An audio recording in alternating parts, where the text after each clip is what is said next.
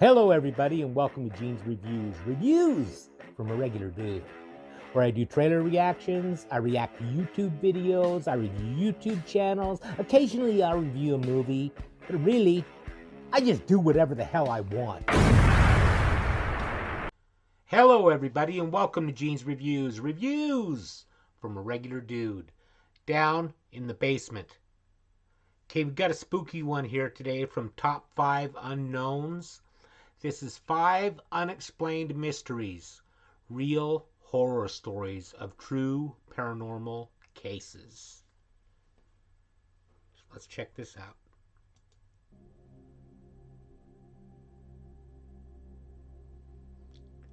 Many unexplained mysteries include real stories of paranormal cases, such as hauntings, sightings of strange things, unknown creatures, encounters with allegedly otherworldly craft, and other inexplicable events that have left experts baffled for decades. The people involved in these cases often describe how they lived through real-life horror stories and consider themselves lucky to have escaped with their lives. Number 5. At the start of the 1890s, Belle Miller from Springfield, Illinois, started a floral business that catered to the wealthy residents of the city. Her business did well enough to eventually cover an entire city block in greenhouses, and in 1909, she decided to use her hard-earned money to construct her dream home at 835 South 2nd Street. When the house was completed, it was visited by the area's wealthiest and most influential people She must have had a who lot of stayed money. in the luxury apartments that were outfitted with large fireplaces, spacious verandas, and impressive oak detailing. In 1994, the house was renovated and the apartments were turned into opulent guest rooms. The following year, the building was added to the National Register of Historic Places. But many of the guests who have visited the property believe that Belle loved her home so much that she never left and still lovingly looks after it. Guests as well as staff have reported hearing soft but caring voices that speak, seemingly from out of nowhere. Others have reported seeing the ghostly figure of a woman moving through the house and passing through the house's doorways. On many occasions, a book that was tightly packed with others on a shelf was seen placed in the middle of the room without explanation. Another report states that the wallpaper in one of the rooms started to peel away from the wall due to age, but the following morning it had been expertly repaired, though it hadn't been done by any of the staff. The house's elevator is also known to act up, taking guests to a floor other than the one that they chose, despite the fact that it's been serviced and checked on multiple occasions and deemed to be in perfect working order. The crystal candy dish inside the house is often spoken about, as its lid can be heard being removed and replaced when no one is near it. It's believed that Belle is the cause of these unexplained mysteries, and that she is a friendly, benign spirit who decided to stay where she was happiest during her life. Yeah, I think most of them are friendly. That's why I have always said I don't think you should really be afraid of ghosts, because I don't think they're out to hurt you. They're trapped somehow and can't cross to the other side, or maybe it's just a part of them that's left here. I don't know, but I don't think they're anything to be afraid of. Now, if you get that feeling, those chills and stuff, then you should probably be a little bit leery. Number 4. Due to its barren landscape and the smoke that can be seen emanating from the ground due to its smoldering underground coal deposits, the Badlands of South Dakota are known to many as hell without fire. But the nickname isn't only fitting to the scenery of the region, since there is a paranormal mystery that's known to many who have visited the area. Near to a spot known as Watchdog, Native many American. people have described seeing the haunting silhouette of a woman who allegedly lost her life there, seemingly lost and looking for help. Travelers through the area have reported seeing a woman waving her arms to get their attention. Naturally, they stop to see if she needs assistance, but she seems frozen with fear, prompting them to approach her. When they do get closer to her, she still remains unmoved and completely silent until she's asked if she's in need of help, at which point she lifts her arms above her head and starts screaming at the top of her lungs before instantly disappearing, only to be seen moments later on a nearby hilltop, wringing her hands in agony. On some occasions, people have seen the woman accompanied by a skeleton that responds to the sound of music. It's said that it would play its violin along with the music until sunrise, but then it slowly starts to fade away. Some people believe that if the skeleton is followed, it will act as a Pied Piper, using the sounds of its violin to lure people onto the nearby cliffs or canyons, where they're likely to lose their lives. Number 3. Okay, now that's, to me, if that's true, that's more than just a ghost. And that's something you should probably be leery of. 3. On the 7th of January, 1948, the Godman Army Airfield at Fort Knox in Kentucky became the site of an unexplained paranormal mystery that ended up costing one pilot his life and became one of the most widely publicized UFO events at the time. At around 1:45 p.m. on that day, the airfield was informed by the Kentucky Highway Patrol that there was an unusual object in the sky near Madisonville. Reports also came in from Owensboro and Irvington, describing the object as between 250 and 300 feet in diameter. Sergeant Quentin Blackwell, who was in the control tower at Fort Knox at the time, spotted the object along with two other witnesses who were also in the tower.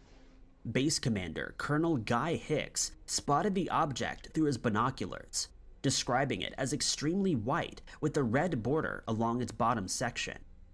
For the next 90 minutes, it seemed to hang unmoving in the sky, and witnesses at the Clinton County Army Airfield in Ohio reported that it looked like a flaming red cone with a strange green mist trailing behind it. 4 military aircraft that were in the vicinity were told to investigate the craft, though one of them had to turn back as it was low on fuel. The other 3 planes, one of which was being piloted by Captain Thomas Mantell, gave chase and described the object as so small that it was unidentifiable.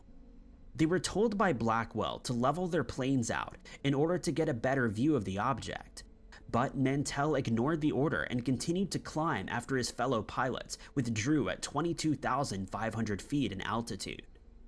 There is some dispute as to the description that Mantell gave of the object, as some witnesses claim that he said it was metallic in appearance and of tremendous size, though others have reported that he never actually said this.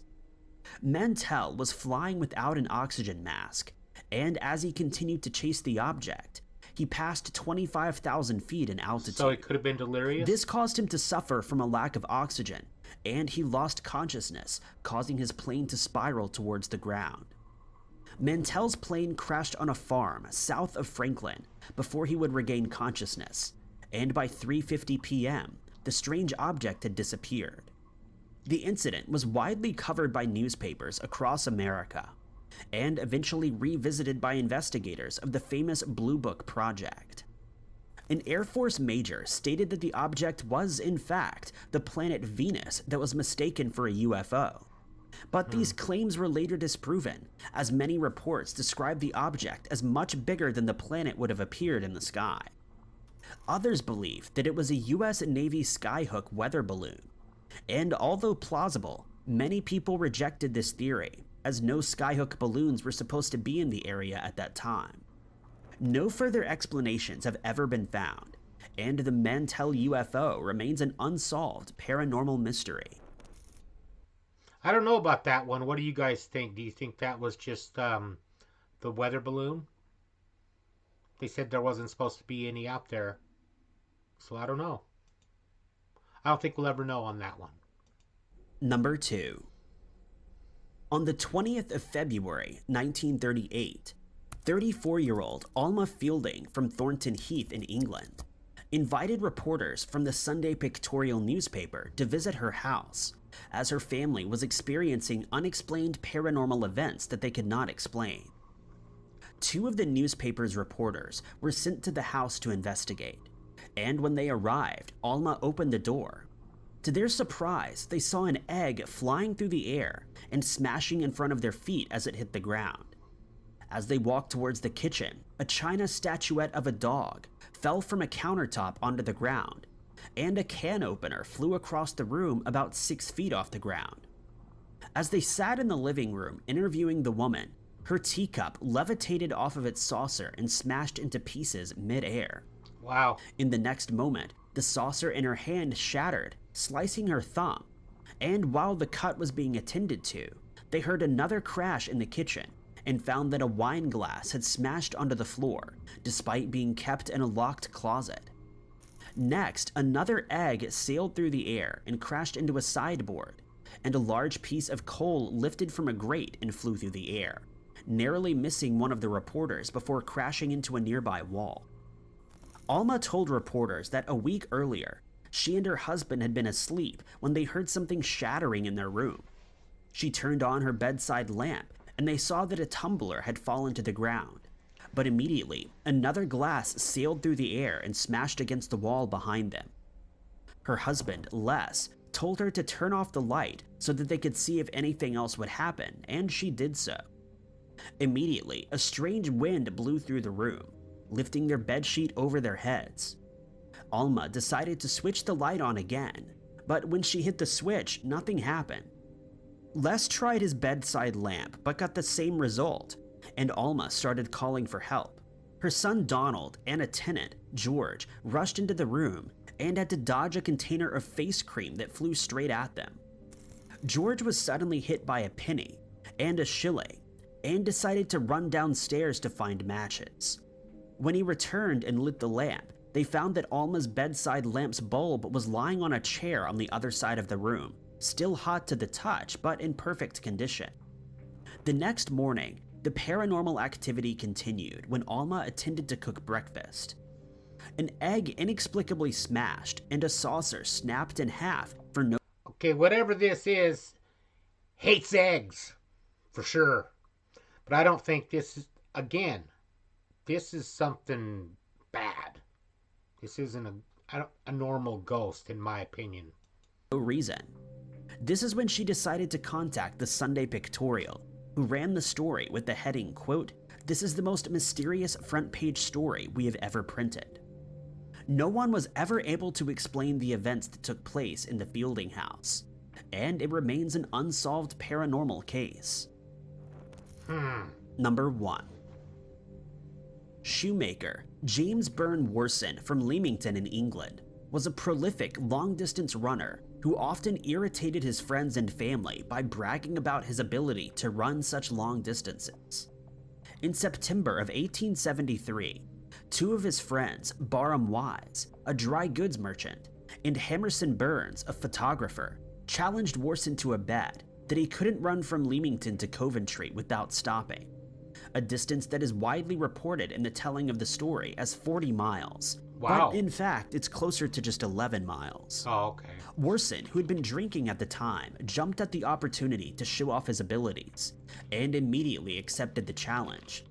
They moved out into the street, where Worson would begin his run, with Wise and Burns following closely behind in a horse-drawn carriage, so that he would be in their sights at all times. Despite the fact that he had been drinking, Worson made the first few miles of his run with great ease, at times laughing and joking with his two friends, who were doing their best to give him a hard time by heckling him. A few moments later, Worson's foot seemed to strike something in the road, and he pitched forward as he tripped. He let out a shriek as he fell, in plain sight of his two friends, and vanished into thin air before he hit the ground. Confused, the two friends started searching for him, but to no avail, and when they reported the incident, they were arrested for being intoxicated, but were soon released when it became apparent that they were completely sober. Worson was never seen again, and his mysterious disappearance still remains an unsolved paranormal mystery. Wow. Thank you guys so much for watching. If you like this video, To me, that was the coolest story, because stuff like that really interests me. He went into like another dimension or something like that. He may have went into the future. Who knows? Got a joke for you. Why are orphans bad at poker? Because they've never had a full house. Thank you, everybody. Make sure you like, comment, subscribe, hashtag Mean Gene, all that fun stuff. And if you like this video, tell all your friends, leave a comment down below. And if you didn't like it, then just shut up. And I will see you next time.